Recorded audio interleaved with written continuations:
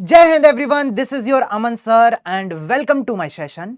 आज जो का सेशन है वो बच्चों मैं उन बच्चों के लिए लेके आया हूं जो कि इस पॉइंट के आगे ब्लैंक हो चुके हैं, जिनने सिलेबस बड़े प्यार से बड़े आराम से कंप्लीट किया है, चाहे वो हमसे किया हो चाहे वो अनदर टीचर से किया हो। ठीक है, लेकिन उनका मैथमेटिक्स का सिलेबस बड़े प्यार से हो चुका है। लेकिन बच्चों के मैसेज मेरे पास धड़ाधड़ आते जा रहे हैं कि सर मॉक में नंबर नहीं बन रहे, हमारा चैप्टर्स कंप्लीट है, हमें आता सब कुछ है, लेकिन मॉक में नंबर नहीं बन रहे और कहीं ना कहीं हम 60-70 के अराउंड जो है अटक जा रहे हैं। ठीक है, तो ये वीडियो उन बच्चों के लिए है जो कि इस पॉइंट पर ब्लैंक हो चुके हैं, जो कि सोच रहे हैं कि अब यार कुछ ऐसा मिल जाए, ठीक है, ऐसा मिल जाए इन दिनों कि मैं कुछ ये सब करके अपने मॉक्स का स्कोर जो है इंक्रीज कर सकूं। और इस सेशन के बाद बेटा इस चीज को अप्लाई करना, जैसे जैसा बोल रहा हूं वैसे वैसा करना। 3 से 4 दिन बाद अपने आप देखोगे कि अपने आप आपके मॉक्स में नंबर बढ़ने लग जाएंगे और लास्ट वाले दिन आप 100% सक्सेसफुल हो जाओगे। ठीक है, तो चलिए बात करते हैं सर पहली बात की, जो कि है हमें बताना है इंडिपेंडेंट चैप्टर।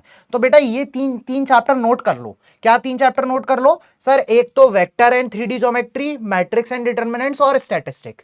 सर पहले ये तीन चैप्टर आपने क्यों बोले? क्योंकि बेटा ये वो तीन चैप्टर हैं जो कि इंडिपेंडेंट चैप्टर है। मतलब आपको बहुत थोड़ी थोड़ी हल्की फुल्की मैथ्स भी आती है ना, और आपको लगता है कि सर ये तीन चैप्टर ऐसे हैं जिसमें आप क्या नहीं कर सकते, बहुत ज्यादा इंटर रिलेटेड क्वेश्चन नहीं बना सकते। ठीक है, तो मैट्रिक्स, डिटरमिनेंट और vector and 3D and statistics ऐसे चैप्टर हैं जहां पर आपको डायरेक्ट जो भी आप चैप्टर में पढ़ेंगे वही चैप्टर से आपको सवाल पूछा जाएगा। हो सकता है थोड़ा घुमा दिया जाए, और वेटेज भी इन चैप्टर का बहुत ज्यादा है। देखो अगर मैं तुमसे वेटेज की बात करूं तो भाई 10 क्वेश्चंस इसके आ रहे हैं sir, 10 to 12 question matrix and determinant से ही आते हैं बेटा, इससे कभी कभी ज्यादा भी आ जाते हैं। और अगर मैं बात करूं स्टैटिस्टिक्स की, ये 8 से 10 क्वेश्चन है, जबकि आपको क्या करना है, सिर्फ फॉर्मूले रटने हैं।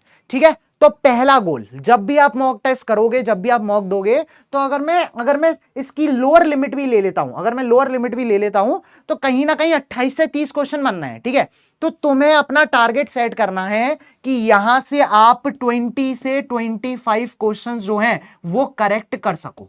ठीक है, पहला टारगेट तो आप यही सेलेक्ट करोगे कि सर इन तीनों चैप्टर्स को अच्छे से कंप्लीट कर लो। ठीक है, आपको टाइम दे रहा हूं मैं, इन तीनों को चैप्टर को अच्छे से कंप्लीट कर लो, और उसके बाद इन तीनों चैप्टर से 20 से 25 क्वेश्चन को सही करने की उम्मीद मैं आप लोगों से रखता हूं।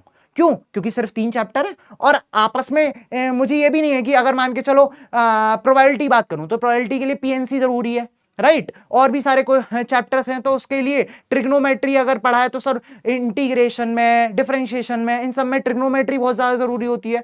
तो मैं कह रहा हूं ये ऐसे इंडिपेंडेंट चैप्टर हैं जहां पर आपको ज्यादा ज्यादा आपको पुराना पढ़ने की जरूरत नहीं है, ये इंडिपेंडेंट चैप्टर है।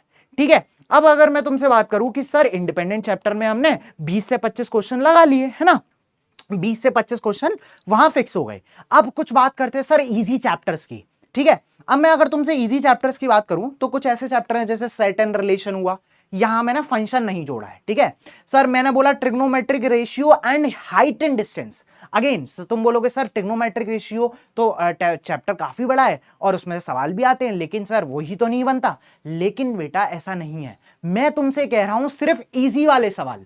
ठीक है, हाइट एंड डिस्टेंस इजी होता है। ठीक है, ट्रिग्नोमेट्री रेशियो में भी काफी सवाल ऐसे मिल जाएंगे जो कि तुम्हारे बहुत इजी सवाल हैं बेटा।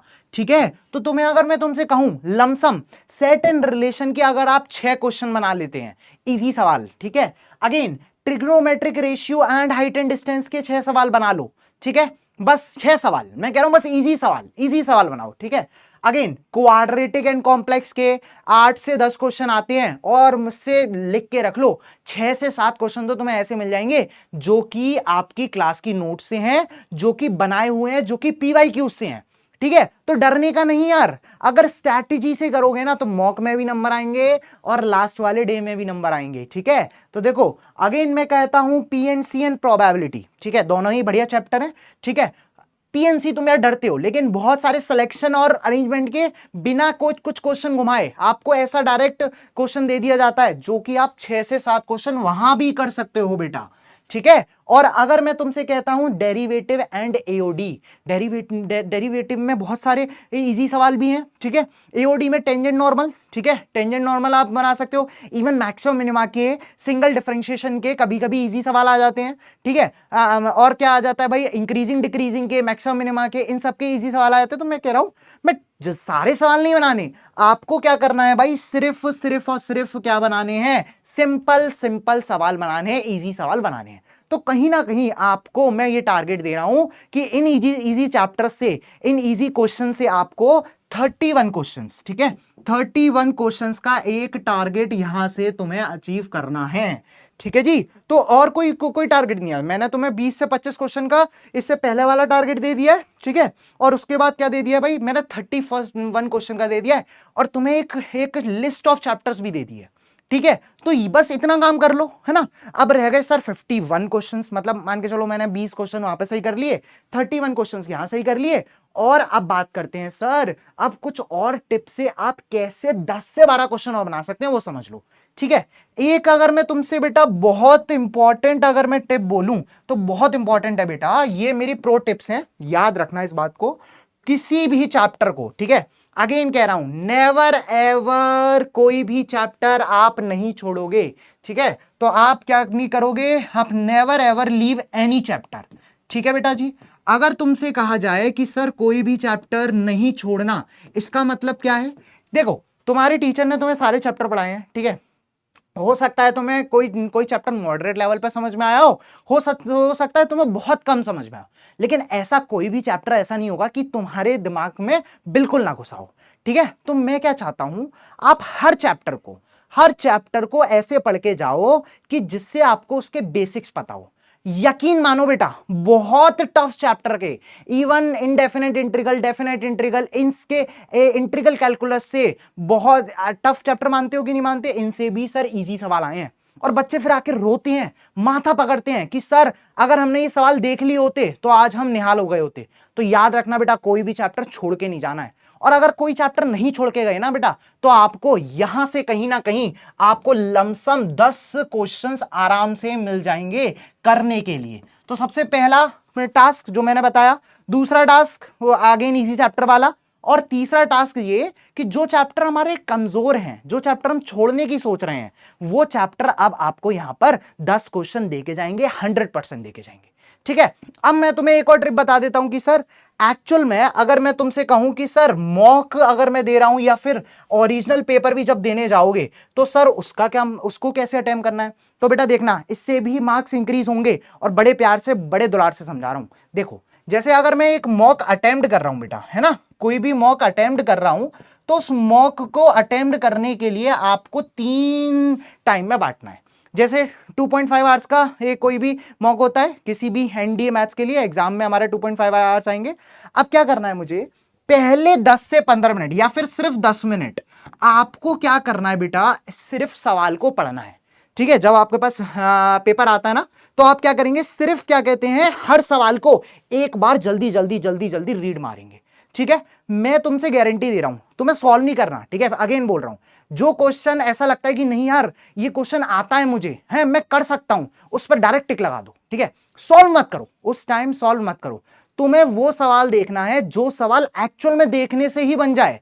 यानी बेटा 10, मैं कह रहा हूं 5 से 10 सवाल, ठीक है। यहां से आप 5 से 10 सवाल 10 मिनट में ऐसे देख दोगे ना, 5 से 10 सवाल ऐसे आ जाएंगे तुम्हें कि जो एक्चुअल में तुमसे देखने पर ही बन जाएंगे। आपको पेन उठाना या फिर उठाना भी पड़ेगा तो मिनिमल 10 सेकंड में एक सवाल बनने वाला सवाल मिल जाएगा, जो कि 5 से 10 सवाल होंगे। तो ये तुम्हारी स्ट्रैटेजी है। पहले 10 मिनट उठाओगे पेपर, 10 मिनट में पूरा स्कैन कर दोगे पेपर, जो जो सवाल लगता है सर आता है उसे टिक मार दूंगा, उसी टाइम में बनाऊंगा नहीं, उसी वक्त मार दूंगा। लेकिन ऐसा सवाल जो डायरेक्ट देखने पर समझ में आ रहा हो उसको मैं डायरेक्ट बना दूंगा, ठीक है, ठीक है। अब मैं पकड़ूंगा सर 110 मिनट, 110 मिनट जैसे ही पकड़ूंगा, यानी 10 मिनट और 110 मिनट यानी 2 घंटे तक मैं क्या काम करूंगा, अपने इजी चैप्टर और इंडिपेंडेंट चैप्टर्स, ठीक है। जो भी मैंने इजी चैप्टर्स की बात करी है और बेटा इंडिपेंडेंट चैप्टर्स की बात करी है, आईसी मतलब इंडिपेंडेंट चैप्टर्स की बात करी है, उन चैप्टर के सवाल आपको इस 2 घंटे में कंप्लीट कर देने हैं। ठीक है, उन चैप्टर के सवाल आपको इन 2 घंटे में कंप्लीट कर देने हैं। इवन अगर जल्दी बन गए तो बहुत बढ़िया, लेकिन इस 2 घंटे में ऐसे प्रैक्टिस करो कि इस 2 घंटे में जो आपको ऑर्डर बताया गया है, जो आपको सीक्वेंस बताया गया है, उसी सीक्वेंस से क्वेश्चंस करो। आज ही करो, आज के मॉक में जब लगाओगे ना, तब आज ही करोगे तुम। फिर उसके बाद क्या करोगे? उसके बाद बेटा मैं सिंपल सी बात करूंगा, सर मेरे पास ना कहीं 30 मिनट्स बचेंगे। क्या बचेगा भाई? मेरे पास 30 मिनट्स बचेंगे। इस 30 मिनट्स में ये जो नेवर एवर लीव वाले चैप्टर है ना, उन्हीं क्वेश्चंस को देखो, उन्हीं क्वेश्चन को एनालाइज करो कि कहीं ऐसे सवाल तो नहीं जो मैं सोच रहा हूं कि मेरे बहुत टफ चैप्टर हैं लेकिन मेरे पे बनेंगे नहीं। लेकिन बिलीव करो, आपके वो सवाल भी बनेंगे और आप उन सवाल को बना के आओगे। और मैं कह रहा हूं वहां पर भी आप लगभग 10 क्वेश्चन को यहां पर बना के आओगे और वही मेरा टारगेट यहां पर फुलफिल हो जाएगा, जो कि हो जाएगा भाई टारगेट 60 क्वेश्चंस। 60 क्वेश्चंस का टारगेट जो है यहां पर कंप्लीट हो जाएगा। तो देखो, इस तरीके से आप क्या कर सकते हो, सवालों को बड़े प्यार से, बड़े दुलार से बना सकते हो। मैं अगेन कह रहा हूं, इसको मैंने खुद अपनाया बेटा, मैंने खुद अपनाया अपने एग्जाम के लिए। मुझे एक बहुत अच्छे टीचर, मेरे टीचर, ठीक है, अब मैं आपको दे रहा हूं, ठीक है, अब मैं आपको इस चीज के लिए प्रोत्साहित कर रहा हूं। आप बस इसको 3 दिन तक अपना के देखो ना, जैसे मैंने एक टाइम टेबल बताया आपको मॉक को अटेम्प्ट करने का, इससे आपके नंबर 100% इंक्रीज होंगे। 100 ठीक है, ठीक है। तो यही थी आज की प्रॉपर एक एनालिसिस, डिटेल एनालिसिस जो कि मैंने आपको दे दिया है। अब आपकी बारी है, आपको अपने इन दोनों बिल्कुल कड़ी मेहनत करनी है और हमें बन के दिखाना है, ठीक है। तो बस यही, आपका मजा आया तो मेरा एक लोगो है AA love, that's for you guys, ठीक है जी। तो चलिए जी, आज के लिए बस इतना ही, ठीक है। कि खुश रहिए, आबाद रहिए, माँ बाप की शान रहिए, भारत माता की आन बान शान। जय हिंद मेरी जान। Thank you, thank you.